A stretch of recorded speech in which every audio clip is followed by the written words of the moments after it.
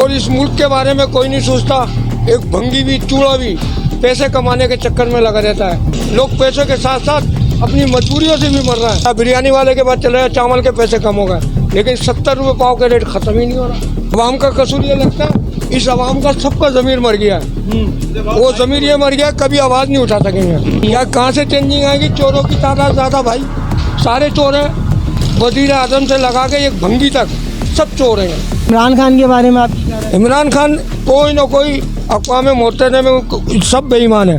तो दोस्तों इस वक्त मेरे साथ कुछ सीनियर सिटीजन्स बैठे हुए हैं और इनसे भी हालात और मामलात के बारे में पूछते हैं कि किस किस्म की महंगाई चल रही है, क्या क्या परेशानियां चल रही हैं। वैसे तो तकरीबन सभी लोगों को पता है, तो सीनियर सिटीजन का एक अपना ओपिनियन होता है। आइए जानते हैं कि क्या मामलात हैं और इनके नज़रिए से इन चीज़ों को कैसे बेहतर बनाया जा सकता है। ये बोलेंगे हालात के हिसाब से मैं ये कहना चाहता हूँ कि पाकिस्तान वज़ीर आज़म से लेकर सदर से लेकर जितने भी लोग हैं सब गद्दार हैं, समझे। और इस मुल्क के बारे में कोई नहीं सोचता। एक भंगी भी चूड़ा भी पैसे कमाने के चक्कर में लगा रहता है। एक आम आदमी को तो कचरा समझ रखा, और इस पूरी कौम का ज़मीर इतना बिक गया है, इनको मारने की ज़रूरत नहीं रही है। अब इनको चीनी से, आटे से, तेल से, दाल से और तमाम महंगाइयों से मारेंगे। और मेडिकल का यह हालात है कि मेडिकल के अंदर जितने भी लोग हैं 2 नंबर के सौदे और चोर बाजारी कर रहे हैं, जिसकी वजह से बहुत सारी बीमारियाँ लाहौक हो रही हैं और लोग मर भी रहे हैं। लोग पैसों के साथ साथ अपनी मजबूरियों से भी मर रहे हैं। पैसा देने के नहीं होने होता। और ये आम आदमी को बोलते हैं कि हम ये जो भी किरदार अदा कर रहे हैं फ़ायदे के लिए कर रहे हैं, लेकिन फ़ायदा नहीं होता। जो भी आता है पेदागीर आता है। मेडिकल स्टोर से लाओ, चाराने की चीज़ 1 रुपये की दे रहा है, 2 रुपये की चीज़ 10 रुपये की दे रहा है। किसी भी दुकान पे चले जाओ, बिरयानी वाले के पास चले जाओ, चावल के पैसे कम हो गए, लेकिन 70 रुपये पाव का रेट ख़त्म ही नहीं हो रहा। परचून वाले के पास चले आओ, आटे में, तेल में, चीनी में, नमक में, किसी चीज़ में, जो नमक हमें 5 रुपये किलो मिलता था वो आज 90 रुपये की थैली बिक रही है सेल्फ आइडिन के नाम से। आपने इतनी बात करी, इसमें आपको थोड़ा बहुत आवाम का कसूर नहीं लगता? अब मैं एक मिसाल दे रहा हूँ अमली, आवाम का कसूर ये लगता है, इस आवाम का सबका ज़मीर मर गया है। वो ज़मीर ये मर गया, कभी आवाज़ नहीं उठा सकेंगे, समझे। ये आवाज़ यूँ नहीं उठा सके। जो अल्लाह रसूल और पूरे निज़ाम से, तबलीग से, दीन से फिर जाता है तो अल्लाह ताला कोई लकड़ी लेके थोड़ी मारेगा, तो अज़ाब तो नाज़िल होगा ना भाई। यानी आप ये देखें ना कि किसी टाइम पे कोरोना आया था, याद है आपको?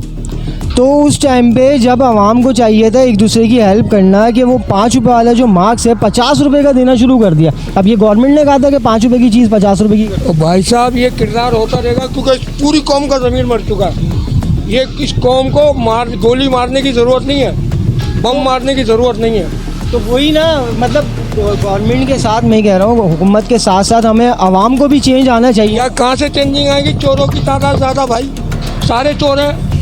झूठ का किरदार घर से शुरू होता है, कहीं और बाहर से थोड़ी शुरू होता है। सब चोर है, यानी आवाम भी चोर है और हुक्मरान भी चोर। चलो ना, अभी मैं आपको झूठ बोलने को मना करूँगा। अभी दुकानदार के पास आप जाओ, आप उससे पूछो कि टमाटर क्या किलो दे रहा। भाई आज तो 2000 रुपये की पेटी लाया। जब वो 100 रुपये की पेटी लाता तो किसी को थोड़ी बताता कि मैं 100 रुपये की पेटी लाया।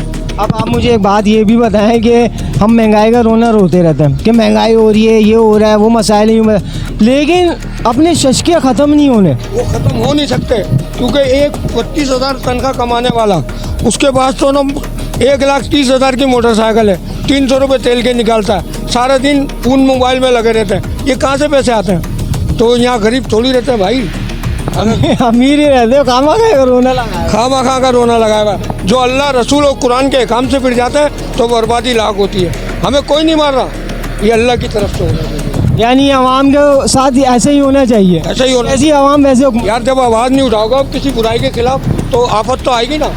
अगर आपको यहाँ कोई खड़ोगे मार रहा, सही है, 4 आदमी बोलेंगे मरने दो इनको, कोई बचाने वाला नहीं होगा।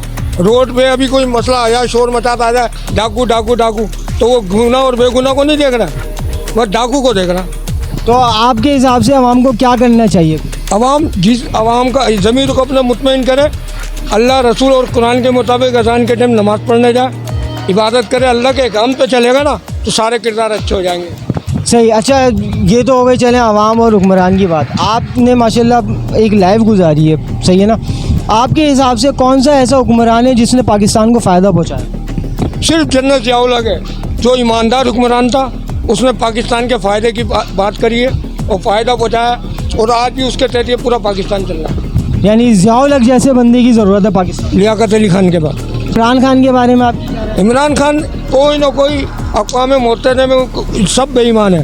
वो कोई भी अपने हक की बात किसी जगह करता है ना तो यहाँ इतने बिकाऊ हो गए तो उसका हुक्मरान का साथ नहीं देते, साथ उन्हीं का देते गैर मुस्लिम क्रिश्चियन भंगियों का।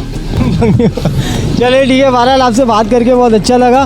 तो भाई चाचा के कहने के मुताबिक ये है कि हुक्मरान तो हुक्मरान, अवाम भी बेकार है। बहरहाल आपसे बात करके अच्छा लगा, बहुत बहुत शुक्रिया चाचा।